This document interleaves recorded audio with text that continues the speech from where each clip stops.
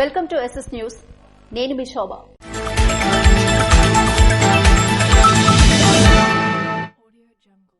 శ్రీ సూర్యనారాయణ స్వామివారి దేవాలయంలో సోమవారం వనమహోత్సవ కార్యక్రమాన్ని నిర్వహించారు.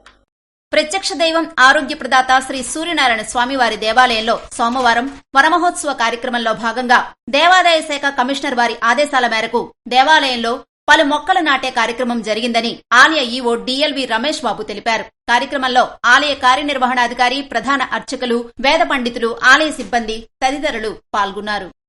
అనాథ మృతదేహానికి అంత్యక్రియలు జరిపించి మానవత్వాన్ని చాటుకున్న హెడ్ కానిస్టేబుల్ రామారావు. ఇచ్చాపురం పట్టణానికి చెందిన సువ్వారి సత్యనారాయణ కుమారుడు నరసింహరాజు బహుదా నదిలో గల్లంతై చనిపోయిన సంగతి తెలిసిందే. ఆయన అంత్యక్రియలు నిర్వహించేందుకు ఎవరూ లేకపోవడంతో Ichchapuram rural police station head constable Telukala Ramarao చొరవ తీసుకుని అంత్యక్రియలు నిర్వహించారు. అయితే నరసింహరాజు తోడ పుట్టిన నలుగురు అన్నదమ్ములు, తండ్రి కూడా మృతి చెందడంతో అంత్యక్రియలు నిర్వహించేవారు ఎవరూ లేరని తెలిసింది. దీంతో హెచ్సి ముందుకు వచ్చి మృతదేహానికి హిందూ సాంప్రదాయ పద్ధతిలో బహుదా నది శ్మశాన వాటికలో ఆదివారం అంత్యక్రియలు నిర్వహించారు. ఈ సందర్భంగా జిల్లా SP KV Maheswara Reddy head constable రామారావును ప్రత్యేకంగా అభినందించారు. రణస్థలం ప్రఖండ అధ్యక్షుడు కిల్లారి శేఖర్ అధ్యక్షతన ఆత్మీయ హిందూ సమ్మేళనం నిర్వహించారు. విశ్వమంతటా శాంతి, సౌభాగ్యాలు వికసింపజేసే సనాతన హైందవ ధర్మాన్ని పరిరక్షించుకోవటమే లక్ష్యంగా పూజ్య సాధు సంతుల, ధర్మ పురుషుల, త్యాగధనుల మార్గదర్శనంలో విశ్వంలోని హిందువులందరినీ సమైక్యపరచడం కోసం భక్తులందరూ విశ్వ హిందూ పరిషత్తు సాధించిన విజయాలు, చేయబోయే కార్యక్రమాల గురించి వివరించారు. క్రోధినామ సంవత్సర శ్రావణ బహుళ అష్టమి పుణ్యదినమైన శ్రీకృష్ణ జన్మాష్టమి నాడు ముంబై సాందీపని ఆశ్రమంలో విశ్వ హిందూ పరిషత్ స్థాపించబడి 60 ఏళ్లు పూర్తయింది. ఈ సందర్భంగా పరిషత్ షష్ఠ్యబ్ది ఉత్సవాలు చేసుకుంటున్న శుభ సందర్భాన శతాబ్దాలుగా ఆగిపోయిన ధర్మ సంసద్దులను పునఃప్రారంభించి దేశంలో ధర్మ ప్రమోదం చేస్తున్న అన్ని సాంప్రదాయాల సమాజంలో సామాజికంగా, ఆర్థికంగా అట్టడుగు స్థాయిలో ఉన్న సాధారణ హిందూ ప్రజానీకానికి అండగా నిలవడం, సమాజంలో సమరసతను పెంచటం, నిరుపేదలకు, అనాథలకు, అభాగ్యులకు విద్య, వైద్య, ఉపాధి, ఆశ్రయం వంటి వివిధ రంగాల్లో సేవా కార్యక్రమాలు విశ్వ హిందూ పరిషత్ నిర్వహిస్తుంది. ఈ 60 ఏళ్లుగా తను, మన, ధన పూర్వకంగా ధర్మరక్షణకు కృషి చేస్తున్న లక్షలాది మంది పరిషత్ కార్యకర్తల నిర్విరామ కృషి కారణంగా విశ్వవ్యాప్తంగా అనేక దేశాలకు విస్తరించి విస్తృత కార్యక్రమాలు విశ్వ హిందూ పరిషత్ నిర్వహిస్తుంది. సమావేశంలో ఉత్తరాంధ్ర ధర్మప్రసార సంయోజక్ పొగిరి సూర్యనారాయణ, ఆర్ఎస్ఎస్ విజయనగరం విభాగ సేవాభారతి సంయుక్త, రామచంద్ర మిషన్ ధ్యాన మండలి ఆర్గనైజేషన్ సభ్యులు సుజనా నాయుడు తదితరులు పాల్గొన్నారు. దేరసాం గ్రామంలో ఉప ముఖ్యమంత్రి పవన్ కళ్యాణ్ జన్మదిన వేడుకలకు విచ్చేసిన ఎమ్మెల్యే నడికుదుటి ఈశ్వరరావు. రణస్థలం మండలం దేరసాం గ్రామంలో జనసేన నాయకులు ఏర్పాటు చేసిన ఆంధ్రప్రదేశ్ ఉప ముఖ్యమంత్రి పవన్ కళ్యాణ్ జన్మదిన వేడుకలకు ఎచ్చెర్ల ఎమ్మెల్యే నడికుదుటి ఈశ్వరరావు విచ్చేశారు. వారికి జనసేన నియోజకవర్గ సమన్వయకర్త విశ్వక్సేన్ కి జన సైనికులు ఘన స్వాగతం పలికారు. కార్యక్రమంలో రవీంద్ర, దన్నాన శివాజీ, దన్నాన దుర్గారావు, కొలగాన రామకృష్ణ తదితరులు పాల్గొన్నారు. సంతబొమ్మాళి మండలం హనుమంతనాయుడుపేట పరిసర ప్రాంతాల్లో అక్రమ రొయ్యల సాగును టెక్కలి డివిజన్ రెవెన్యూ అధికారి సుదర్శన్ దొర సోమవారం పరిశీలించారు. శ్రీకాకుళం జిల్లా సంతబొమ్మాళి మండలం హనుమంతనాయుడుపేట పరిసర ప్రాంతాల్లో అక్రమ రొయ్యల సాగు చేయడంతో రైతులు పంట పొలాలు బీడు భూములుగా మారుతున్న నేపథ్యంలో నిబంధనలకు విరుద్దంగా ఆక్వా సాగు గత అనేక సంవత్సరాలుగా చేయటం వల్ల 16 ఎకరాల చెరువుతో పాటు సుమారు 30 ఎకరాల పంట పొలం బీడు భూముగా మారింది. ఈ విషయంపై టెక్కలి డివిజన్ రెవెన్యూ అధికారి సుదర్శన్ దొర సోమవారం పరిశీలించారు. 1 ఎకరా పంట భూముల్లో రొయ్యల చెరువులకు మాత్రమే అనుమతులు ఉన్నాయి అని, మిగతా మరో సుమారు 15 ఎకరాల్లో అక్రమంగా రొయ్యలు సాగు చేస్తున్నట్లు అధికారులు గుర్తించారు. అంతేకాకుండా అక్రమంగా సాగు చేయటం వల్ల మంచినీటి చెరువు కూడా కలుషితమైపోయిందని అధికారులు గుర్తించారు. రొయ్యల చెరువులను, పరిసర ప్రాంత పొలాలను, కలుషితమైన మంచినీటి చెరువును అధికారులు పరిశీలించారు. అంతేకాకుండా తంపర భూముల నుండి మంచినీటి చెరువు వచ్చే కాలువ కూడా కబ్జా చేయడం పట్ల ఆర్డీఓ తీవ్ర ఆగ్రహాన్ని వ్యక్తం చేశారు. ఎటువంటి అనుమతులు లేకుండా ఎలా రొయ్యల చెరువులు సాగు చేస్తారంట అని ఆక్రమణదారులపై తీవ్ర ఆగ్రహాన్ని వ్యక్తం చేశారు. అలాగే ఇన్నాళ్లుగా అక్రమ సాగు చేస్తున్న రెవెన్యూ మత్స్యశాఖ అధికారులు ఎందుకు చర్యలు తీసుకోలేదని ఆగ్రహం వ్యక్తం చేశారు. అలాగే గట్లపైన ఇష్టారాజ్యంగా విద్యుత్ వైర్లు పడేశారని ఇంత నిర్లక్ష్యమా అంటూ ప్రశ్నించారు. అంతేకాకుండా బీడుబారిన పంట పొలాలను పరిశీలించారు. బాధిత రైతులకు సమస్యలను అడిగి తెలుసుకున్నారు.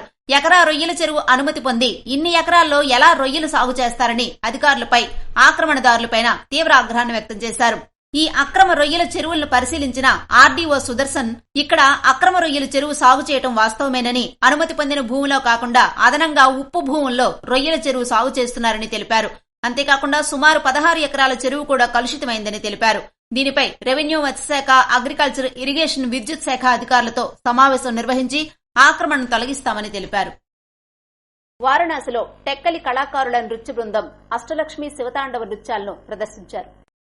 వారణాసిలో ఐసీడీఎంఏ వారి ఆధ్వర్యంలో నిర్వహిస్తున్న జాతీయ స్థాయి నృత్య ప్రదర్శన పోటీల్లో టెక్కలికి చెందిన శ్రీ లలితా నాట్యాలయం నుండి 11 మంది కళాకారులు పాల్గొన్నారు. నృత్య శిక్షకుడు శ్రీరాములు ప్రోత్సాహంతో అష్టలక్ష్మి నాట్య ప్రదర్శన, శివతాండవం నృత్య ప్రదర్శన గత 2 రోజులుగా వారణాసిలో ప్రదర్శించారు. కార్యక్రమాలు బెనారస్ విశ్వవిద్యాలయంలో జరుగుతున్నాయి. ఈ నృత్య ప్రదర్శనలో కళాకారులు పాల్గొనడంపై పలువురు అభినందించారు. టెక్కలి కళాకారులకు నృత్య శిక్షకుడు బగ్గు శ్రీరాములు ఆర్టీసీ కండక్టర్ గా విధులు నిర్వర్తిస్తూ విద్యార్థులను ప్రోత్సహిస్తున్నారు.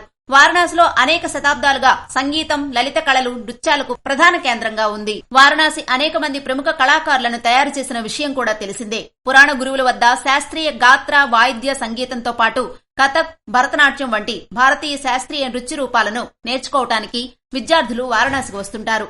అటువంటి వారణాసిలో జరిగే ఈ కార్యక్రమానికి నృత్య శిక్షకుడు శ్రీరాములు అతని సొంత ఖర్చులతో కళాకారులను తీసుకువెళ్లటం, తమ నృత్యాలను ప్రదర్శించి అందరి మన్ననలు పొందడం గర్వకారణం.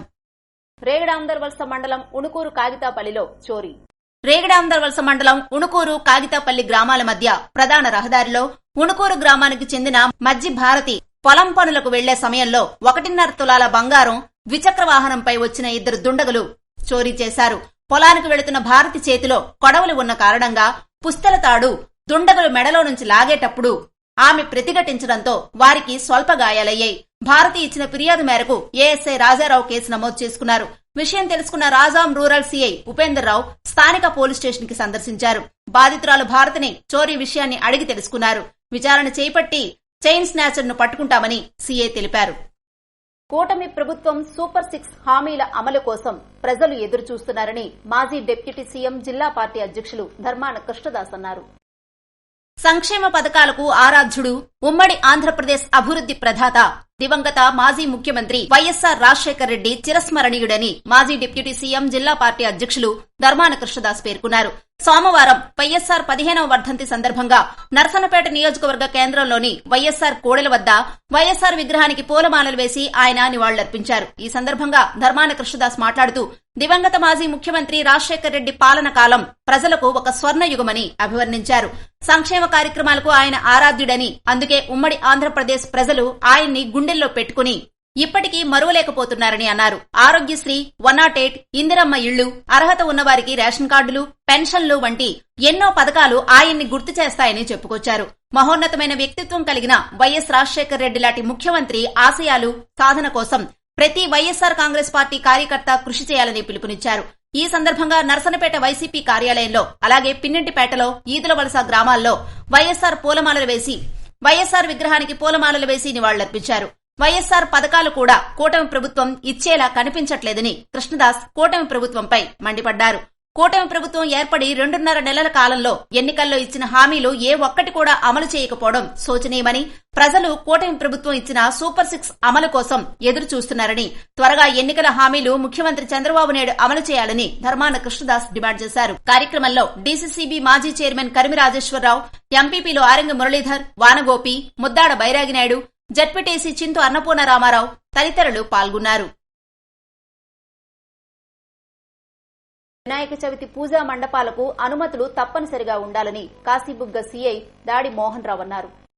వినాయక చవితి పూజా ఉత్సవ మండపాలకు అనుమతులు తప్పనిసరి అని కాశీబుగ్గ సీఐ దాడి మోహన్ రావు అన్నారు. ఆదివారం విలేకరులతో ఆయన మాట్లాడారు. వినాయక ఉత్సవాలకు తీసుకోవాల్సిన నియమ నిబంధనలు వివరించారు. కమిటీ సభ్యుల యొక్క ఆధార్ మరియు అడ్రస్ తో పాటు ఫోన్ నెంబర్లు తప్పనిసరిగా అందించాలని తెలిపారు. పూజ ఎన్ని రోజులు ఏర్పాటు చేయనున్నారో క్లుప్తంగా వివరాలు అందించాలని సూచించారు. విగ్రహం ఏర్పాటు చేసే ప్రదేశం, విగ్రహం ఎత్తు, విగ్రహం తయారీకి వాడే పదార్థాలు, నిమజ్జన ప్రదేశం, తీసుకుని వెళ్లే మార్గం మధ్యలో కరెంటు వైర్లు, చెట్లు అడ్డం లేకుండా కమిటీ చూసుకోవాలన్నారు. నిమజ్జనం రోజు ఉపయోగించే వాహనం యొక్క documents, driver licence xerox copy అందించాలని, ముఖ్యంగా డ్రైవర్ బండి నడిపేటప్పుడు డ్రింక్ చేయకూడదని సూచించారు. డీజేలో సౌండ్ తక్కువగా ఉండాలని తక్కువ సౌండ్ సిస్టమ్ బాక్సులు డీజేకు మాత్రమే అనుమతి ఉంటుందన్నారు. పూజా మండపం వద్ద అగ్ని ప్రమాదం జరగకుండా జాగ్రత్తలు తీసుకోవాలని, హుండీ, విలువైన వస్తువులు రాత్రి సమయంలో మండపంలో ఉంచరాదన్నారు. నిమజ్జన సమయంలో ట్రాఫిక్ కి అంతరాయం కలగకుండా కమిటీ బాధ్యత తీసుకోవాలన్నారు. విగ్రహం నిమజ్జన రాత్రి 11 గంటల లోపు ముగించాలని అన్నారు. పొలిటికల్ వ్యక్తులను రెచ్చగొట్టే విధంగా ప్రవర్తించకూడదని సూచించారు. మండపాలకు పార్టీ రంగులు వేయకూడదన్నారు. మండపానికి కావలసిన అనుమతులు సంబంధిత డిపార్ట్మెంట్ల నుంచి అనుమతి తీసుకోవాలని సూచించారు. అనుమతులు లేకుండా పూజా మండపాలు ఏర్పాటు చేసిన చట్టపరమైన చర్యలు తప్పవని హెచ్చరించారు. సింగిల్ విండో సిస్టమ్ అని చెప్పేసి మనకు ఆన్లైన్లోనే అప్లై చేసుకోవడానికి అవకాశం వచ్చింది. సో ఇప్పటికే చాలా మంది మనం పేపర్లో ఇవ్వడం ద్వారా ఆల్రెడీ ఆన్లైన్లో అప్లై చేసుకుంటున్నారు. అందులో మనకి ముందుగా ఆన్లైన్లో అప్లై చేసిన తర్వాత ఇది ఏ విధంగా అప్లై చేసుకోవాలి అంటే, మనం ఎక్కడైతే ఆన్లైన్లో వెబ్సైట్ ఓపెన్ చేసుకొని మన తాలూకా ఫోన్ నెంబరు డీటెయిల్స్ అవన్నీ ఇస్తే వాళ్ళు ఏ విధంగా అంటే ఒక ఓపెన్ అవుతుంది. సైట్ ఓపెన్ అయిన తర్వాత వాళ్ళ తాలూకా డీటెయిల్స్ అన్నీ కూడా పూర్తి వివరాలన్నీ నింపాలి. నింపిన తర్వాత అది మనకు ఇక్కడ వచ్చినటువంటి ప్లేసు ఏరియా ఎక్కడైనా తెలిసిన తర్వాత ఇది ఒక కమిటీ ఉంటుంది. Police, electrical department, fire department, municipal department, ఈ 4 డిపార్ట్మెంట్ వెళ్ళి అక్కడికి వెళ్ళి చెక్ చేసుకొని అక్కడ ఏం చాలానా కట్టాలి, ఎన్ని రోజులు ఉంటుంది అవన్నీ వెరిఫై చేసుకొని దాన్ని బట్టి ఎంత కట్టాలని చెప్తారు. అది మీ సేవలో చలానా కట్టి మళ్ళీ ఏదైతే మనం వీళ్ళు ఆన్లైన్లో చేశారో దానిలో అప్లోడ్ చేస్తే మేము అప్రూవల్ చేస్తాం. తర్వాత క్యూఆర్ కోడ్ అనేది ఒకటి వస్తుంది. అది తీసుకొని ప్రింట్ తీసుకొని లామినేషన్లో పెట్టుకుని ఎక్కడైతే మండపాలు పెడతారో ఆ మండపాల దగ్గర పెట్టుకోవాలి. ఎవరైతే చెకింగ్ ఆఫీసర్స్ వస్తారో ఎన్ని రోజులు అంటే అందులో మనకి ఎన్ని రోజులు విగ్రహాన్ని పెడతారు, ఏ హైట్ ఉన్నటువంటి విగ్రహాన్ని పెడతారు, ఎక్కడ అమ్ముతారు, ఆ టైంలో తీసుకోవాల్సిన జాగ్రత్తలు ఇవన్నీ కూడా ఉంటాయి. అదేవిధంగా పబ్లిక్ గమనించవలసింది ఏంటంటే, ఈ రోడ్డు ఎక్కడైతే మనం గణేష్ పెడుతున్నామో ఆ ఏరియా ట్రాఫిక్ ఇబ్బంది కలగకుండా వెహికల్స్ ఏవి కూడా అడ్డుగా ఉండకుండా ఉండే ప్రదేశాలు ఇచ్చుకోవాలి. రెండోది, ఏదైతే మనం మండపంలోని గణేష్ని పెడతామో అక్కడ కంపల్సరీగా ఒక పర్సన్ ఉండాలి. కమిటీ మెంబర్లు అందరూ కూడా ఎక్కువ జాగ్రత్తలు తీసుకొని ప్రతిరోజు కూడా డే అండ్ నైట్ ఒక వ్యక్తి ఉండేటట్టు చూసుకోవాలి. ఎందుకంటే దీపాలు పెడతారు కాబట్టి ఎలక్ట్రికల్ షాక్ కానీ ఇంకైనా ఇతర కారణాలు వర్షాలు పడుతున్నాయి కాబట్టి షార్ట్ సర్క్యూట్ అయ్యే అవకాశం ఉంది. కాబట్టి ఖచ్చితంగా ఒక పర్సన్ నైట్ టైం ఒక్కరు కానీ ఇద్దరు కానీ అలా ఉండేటట్టు చూసుకోవాలి. ఎక్కడైతే మీరు మైక్ పర్మిషన్ తీసుకుంటారో డీజేకి పర్మిషన్ ఉండదండి. ఒకటి ఉదయం 6 గంటల రాత్రి 10 గంటల వరకు మాత్రమే ఈ మైక్ పర్మిషన్ ఇవ్వడం జరుగుతుంది. డీజేలు ఎక్కడ కూడా పర్మిషన్ ఇవ్వడం జరగదు. రెండోది, ఏదైనా స్టేజ్ ప్రోగ్రామ్స్ ఉంటే ముందుగా పర్మిషన్ తీసుకోవాలి. అసభ్యకరమైనటువంటి ఏవైనా సరే నృత్యాలు కానీ ఇంకోటి పెట్టినట్టయితే చట్టపరమైన చర్యలు కూడా తీసుకోవడం జరుగుతుంది. ఎక్కడ మీరు స్టేజ్ ప్రోగ్రామ్ కానీ కల్చరల్ ప్రోగ్రామ్స్ కానీ డీజేలు కానీ ఏదైనా పెట్టాలనుకున్నప్పుడు మాకు ముందుగా తెలియజేయాలి. డీజేకి పర్మిషన్ లేదు, మైక్ పర్మిషన్ మాత్రం పెట్టాలి ఖచ్చితంగా. ఇందులో ఎటువంటి ఇది కూడా లేదు.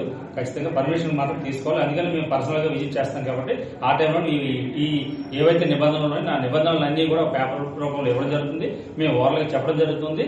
కాబట్టి దీనికి ఏదైతే ఈ నిబంధనలకు లోబడి మన ఈ పూజా కార్యక్రమాలన్నీ కూడా చేయవలసి ఉంటుంది. వినాయక చవితి సంబంధించిన కార్యక్రమాలన్నీ కూడా ప్రజలందరూ కూడా మాకు సహకరించాలని చెప్పేసి డిపార్ట్మెంట్ తరఫున గ్రామ స్వరాజ్యం పవన్ కళ్యాణ్ తోనే సాధ్యమని జనసేన నాయకులు, ప్రముఖ వైద్యులు డాక్టర్ దానేటి శ్రీధర్ అన్నారు. శ్రీకాకుళం నగరంలోని రామలక్ష్ణ కూడలి నందు దుర్గా మహాలక్ష్మి అమ్మవారి ఆలయంలో వంజరపు రాము ఆధ్వర్యం నందు పవన్ కళ్యాణ్ పుట్టినరోజు సందర్భంగా డిప్యూటీ సీఎం కొణిదెల పవన్ కళ్యాణ్ పుట్టినరోజు సందర్భంగా హోమాన్ని నిర్వహించారు. గోమాతలకు ప్రత్యేక పూజలు చేశారు. ఈ సందర్భంగా డాక్టర్ దానేటి శ్రీధర్ మాట్లాడుతూ, పవన్ కళ్యాణ్ ఇటీవల రాష్ట్రంలో ఒకే రోజులో 16,000 గ్రామ సభలు నిర్వహించి రికార్డు సృష్టించారని తెలిపారు. గ్రామాలు దేశానికి పట్టుకొమ్మల్లాంటివని, గ్రామాలు అభివృద్ది చెందితేనే దేశం అభివృద్ది చెందుతుందని చెప్పారు. పర్యావరణం దెబ్బతినడం కారణంగా కాలుష్యం పెరిగిపోయి ప్రకృతి విపత్తులు సంభవిస్తున్నాయని, వాటిని అరికట్టేందుకు అడవులను పెంచాల్సిన అవసరం ఉందని వివరించారు.